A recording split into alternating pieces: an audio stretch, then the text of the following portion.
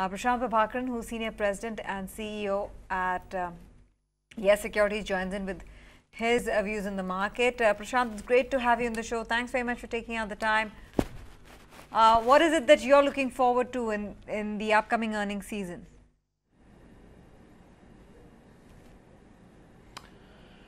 So our belief is that the markets are still overvalued. The earnings season is temporarily looking at a 20-25% growth as far as earnings is concerned.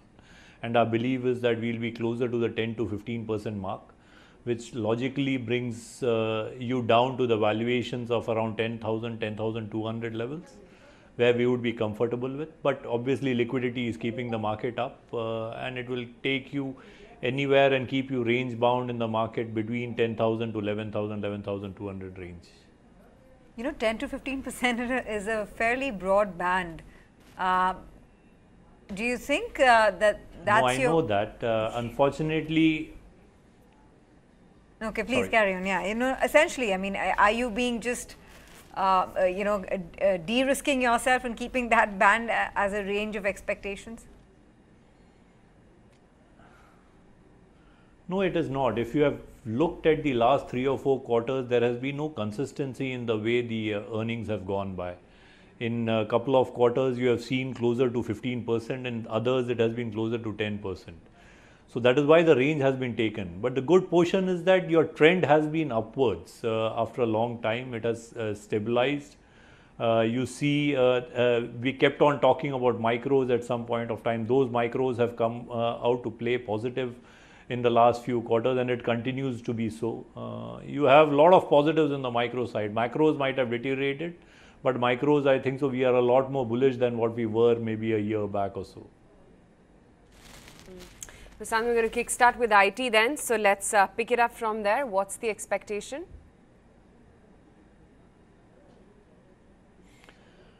So we expect a larger growth in the smaller IT firms. The larger IT firms will see a result growth thanks because of the currency appreciation that has happened. They'll end up having an advantage of that that will come out in the quarterly results that have happened. Maybe the at least for the current quarter, you'll see the larger IT firms doing far better, but the mid ones also for a longer term will be a hold in our books. You know, I'm just seeing your Yes Securities top bets, and interesting to see HDFC Limited, coming over there. What's making you or Yes Securities so bullish on HDFC Limited? And secondly, I'm not seeing Godrej Agrovet over here, which Yes Securities have been, talking about since quite some time. So HDFC, because we expect the next 6 months to be volatile, is a stock that you will have because it's a low beta stock and it is a consistent performer all along. The other bets actually are quality lenders also. If you notice, we have also ended up talking about group finance back after a long time into our books. We are a lot more bullish on the stock. Obviously, the pedigree is the same as the parent that we have just talked about, but the fact remains that they have managed to give sizable growth over a period of time. And this is a longer term bet. HDFC is good for the next 6 months when we expect actually the markets to be a lot more volatile and you would like to have low beta stocks in your portfolio. The BFSI names that we have in our books is actually Group Finance and RBL for the next 2 or 3 years, which we believe will play out. And Godrej Agrovet, it remains a buy. I have not put it because it has been a consistent buy. We consistently believe that it's a very long-term hold into your portfolio. You've got to understand that they are into key 4 businesses. Even the MSP increase that has been announced for in the last week augurs very well for Godrej Agrovet because one of their key lines of businesses, animal feed and your pesticides and the inputs that are there as far as agriculture is concerned, that practically takes up around 50-55% of their balance sheet. So we continue to remain bullish on Agrovet for the long term. What about some of the sin names, Prasanth? Would you be a buyer given the movement that you're seeing in some of the liquor stocks, especially after the Karnataka government as well slapping a cess in its budgetary announcement? And then today, news out that at least the law panel seems to be recommending that gambling may be be made legal. Would these two segments find favor with you? So they are not in our buy list at this point of time, but frankly speaking, we are very bullish on that segment also. We have not covered it, but when we had covered it around a year back or so, we have kept on believing that there will be at least a 10 to 12% CAGR growth in United Breweries at that point. I still remember it a year back, and I continue to be bullish in that segment. Right now, it is not under coverage, so I frankly cannot give you an immediate view because I have not looked at the balance sheets. Would be Delta Corp, I'm guessing, right?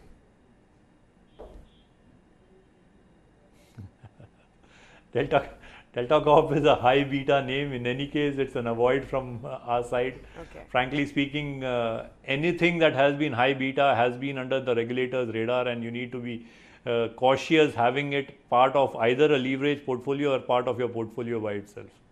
There have been so many stocks that have come into the radar and have moved into ASM, which has caused the stocks to collapse, that you need to be extremely careful when we talk about such names.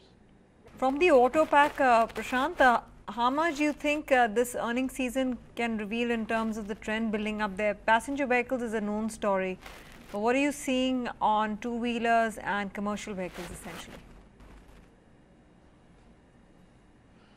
So the Bajaj numbers that had been revealed was a surprise for us, frankly, and we had not expected the growth that they had declared at this point of time.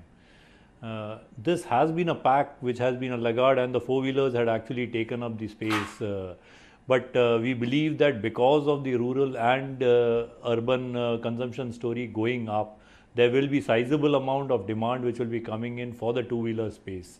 You should end up looking at the larger ones, preferably the Bajaj Autos and the Hero Motors, which will take up practically around 40-45% of the market share which will be there. Prasanth, I know you're a tech-savvy guy, and the way Reliance have been, moving forward when it comes to its telecom foray, and not just telecom, now data is new oil. That's what people talk about. How are you seeing the development which has taken place in Reliance? And even if you may not have in-house coverage on the stock, but from a theme perspective, from a large cap stock which can determine the direction of market, what are your thoughts when it comes to Reliance? Siddharth, frankly, disruption is going to be the cause of worry for investors actually for the next couple of years, if not more. You've got to understand that every change that is coming about in technology is causing a problem not just for established players. Even in the four-wheeler space, if you notice, your Tesla ended up causing a revolution which has to have investments which are going to be large to bring in electric vehicles for this entire four-wheeler pack. You've got to understand the investments that go in obviously has a problem as far as ROE is concerned. There is a lot of investment that is going to be into technology by most of these firms, and they are going to be game changing. A lot of your established players, if they do not have deep pockets, like you have already found it in telecom, that there has been mergers, you will see the same problems arising in a lot of industries across board. Reliance has started has started rocking the boat as far as retail is concerned, and let me assure you that if they go ahead with the plan and execute the way they have ended up speaking about it, it's going to change a lot of equations in the way e-commerce space is run, along with combining data with it. Not just this space, but the disruption is going to be across industries that is going to be there. A lot of changes that I see is going to cause a lot of problems for established players. On that backdrop, Prasanth, then which are the industries one should avoid, and where you see that growth prospects would be pretty high?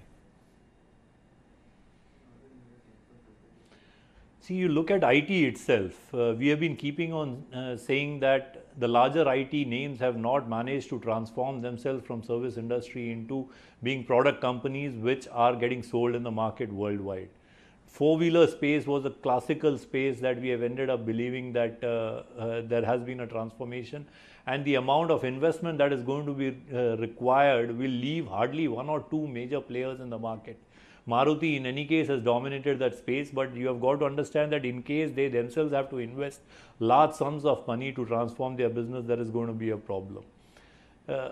I can at least think about technologically a lot of manufacturing companies also, where your regular factories that have been set up can be digitized and ended up making sure that there's a robotic process that goes on to end up making sure that manpower reduction will be large.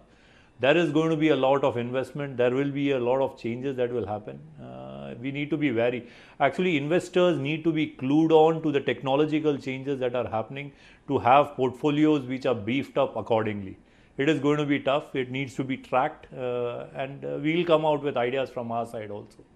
Before we start wrapping up the market, so important to get a sense before we do so on how things will be shaping up in the coming weeks, largely dominated by earnings. Aside of that, Prasanth, I think the other key variable is what's happening with oil. We don't talk about it enough because now it's pretty much a settled zone of between $75 to $80 to a barrel. But even so, how do you play the oil and gas sector in your projection of what oil may do in the near term?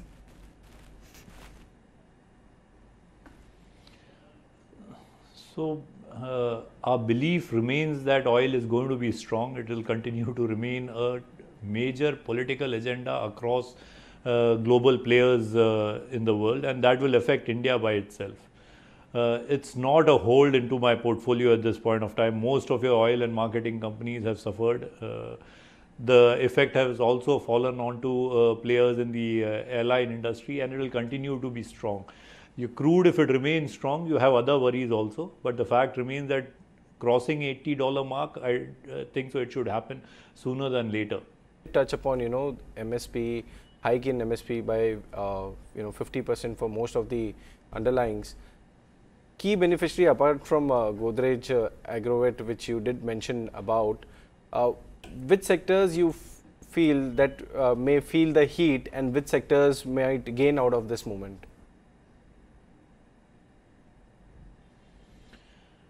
So anybody who has built their rural franchise is going to benefit from it, because you're going to leave more money in the hands of the rural farmers and the population to end up spending. That is where the power is going to come about. So though it has benefited the farmer community, it will drive a separate agenda of getting rural market consumption going off in a large fashion. It's a move which, though populist by nature, it is also brilliant to end up making sure that there is revival of demand in that portion of the economy. And that is where 67-68% of India is present today.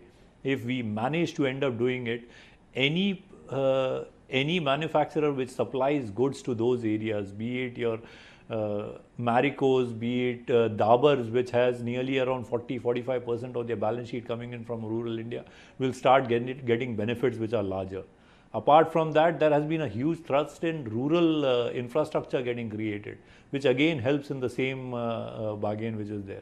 And the more you end up having money in the hands of your farmer, it will come back to your seed manufacturer, your agri input players that are there.